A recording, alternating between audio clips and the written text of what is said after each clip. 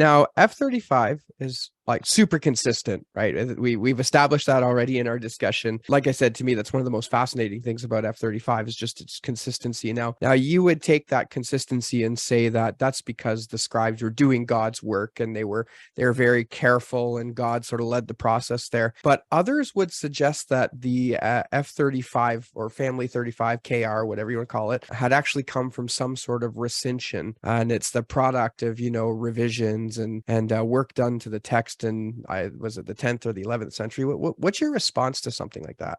Well, von Soden and the other side ever since von Soden have claimed, in fact, that the whole Byzantine text was a controlled text. Mm-hmm. They've never said who did the controlling. But if the Byzantine bulk is controlled, what are you going to say about Family 35? Because it almost has no variation. Look, I myself have in my hand, I have collated. I don't have the original. I don't have the manual. I have copies, of course, PDF copy, or copies made from black and white microfilm. But I have copies of manuscripts, family from Family 35 from 5 different sectors: 11th century, 12th century, 13th, 14th, and 15th.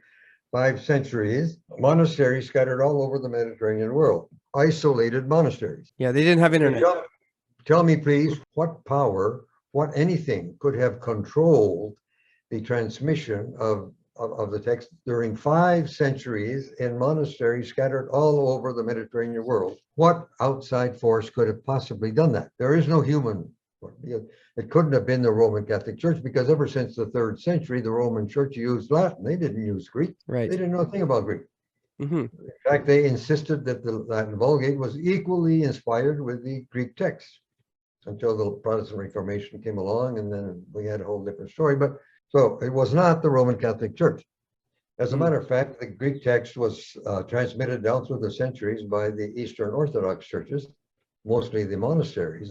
They were religious communities, but of course they spoke Greek, most of them. Of course, there's an Orthodox church in Russia and so on and so on. But remember that the Byzantine Empire in Constantinople only fell to the Ottoman Turks in 1454, I think it was, 15th century. And although there you have all sorts of minority languages in Asia Minor, now Turkey, the official language, the court language in Constantinople was always Greek. Mm-hmm. And of course, to this day, Greek is spoken in Greece. Well, of course, it's modern Greek, but to this day, a modern Greek, if you hand him a copy of the New Testament in Koine Greek, he can understand it, even though they speak differently. I have 11th century manuscripts, at least in my own hand. I have at least 11 of them, but there are others that I don't have copies of yet. So obviously, this was not something produced in the 12th century. But those 11 manuscripts that I have, they are sufficiently different between themselves that they obviously each had a different exemplar. And of course, the exemplar has to be older than any copy made from it. And there were exemplars of the exemplar and so on and so on. Another thing that good old Herman von Soden claimed was that his KR, my Family 35, was the result of an official revision, but that imposed that text. A crucial thing is that Family 35, the manuscripts have a complex index in the margin for the lections. You have lectionaries that are compendiums of only the readings, but your Family 35 manuscripts, generally, there are continuous text manuscripts, but the lections have been marked, they're marked within the text. That is, you have telos at the end where the reading stops, but that's in a different color. The text is black, the end is in red, and then when the next one starts, you have arche, beginning, that's also red. Yep. But in the margins, you have the key to tell you which reading this is. Right. Well, good old von Soden argued that some authority, he supposed it would have been in Constantinople, imposed this whole business about the readings and whatnot in the 12th century. Right. Well, there's an inconvenient little fact about this. If you will check the official list of manuscripts that is held by the Institute there in Münster, they have published the Kurzgefasste Liste, and that also has the lectionaries. We have our oldest lectionary, which is a compendium of the lections, is from the 4th century. Oh, wow. So how could something be produced in the 12th century, according to von Soden, if we have a copy of it from the 4th century? Does that make sense to you? No. There's another little detail within the lectionaries. There is one heavy majority text type within the lectionaries, and that is not family 35. Mm, There is a small number of lectionaries that are family 35, but okay. it's much, much smaller than the big mass. I would ask von Soden or anyone else to explain to me if his KR, family 35, was created in the 12th century in Constantinople by an ecclesiastical authority, how come is it that the vast majority of lectionaries have a different kind of text? Okay, 2 + 2 = 4. All right.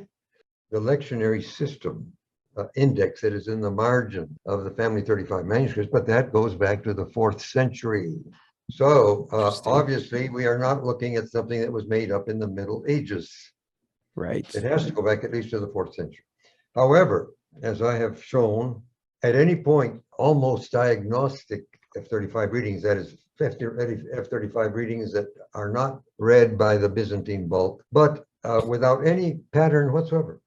And one or another is supported by Codex Aleph. One or another is supported by Codex B. One Right. or another is supported by Papyrus 66. One or another is supported by Papyrus 75.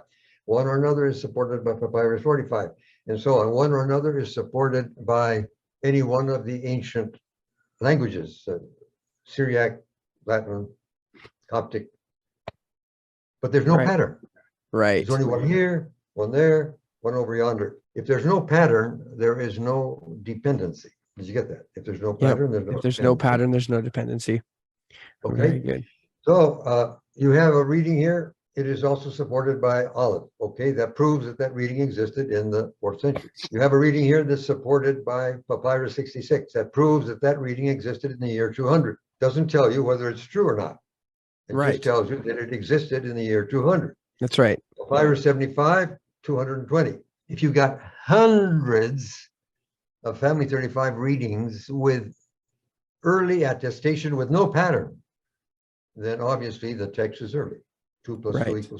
Right. So now moving on with F35, you're constantly updating the text. So you have a mailing list. I'm on the mailing list, and every once in a while you send in an archetype or something you send out where you've taken a look. I think Acts was the latest one you did.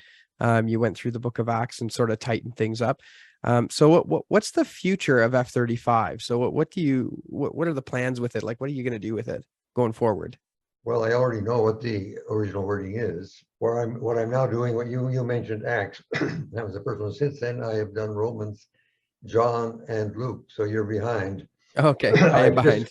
I've just finished Mark. I will be sending out Mark presently. What am I doing? What I did in those places, at those places where there is a serious division within family 35. There are those. There are not very many. Any variant that had at least 10% of the 53 manuscripts that I had already completely collated for Mark, any variant that had at least 10%, or in other words, 6, you'd have to have at least 6 manuscripts to be over 10% if you have collated 53 manuscripts, okay? I had 12 or 13, as I recall, places in Mark where there was one variant that had at least 6 manuscripts. And for those, I checked over 170 further manuscripts. So I have checked I have collated 50 odd, and I've checked another 170. So I have checked personally, my own 2 eyes, 220 manuscripts for those 12 or 13 places in Mark. My choice is vindicated at all those points. There's only one variant that is serious, and that's where the Lord says, heaven and earth will pass away. And whether that verb is singular, treating that as a unit, or it's plural. The difference between one vowel or a vowel and an N. And in English, it doesn't make any difference. In English, you have to say heaven and earth will pass away. It doesn't matter what the verb is in Greek, makes no difference whatsoever. Right. Because we Right. don't make that difference in English. Heaven and earth will Right. pass away. So Yep. the translation is the same. And obviously the meaning is the same. So this is the one great big bad question in the whole book of Mark. Are we going Right. to read heaven and earth singular or in English? But in any case, it just simply, so I say, if anyone wants to argue with my choice, I say, if it is not the choice that I put in the text, it is certainly the alternative that is in the critical apparatus. Right, So I right. declare that no original wording has been lost. Absolutely. Not a word Mhm. has been lost. Not a vowel has been lost. We have it all. Very good. Sometimes we're not sure if it's this one or that one, but like I say, usually it's a difference of one letter, and it simply makes no difference whatsoever in the meaning or in the translation. So I say that God has preserved his text, and we today know what it is. At least I know what it is. Mhm. Awesome. All right. Well, I think that's pretty good place to conclude here, Dr. Pickering.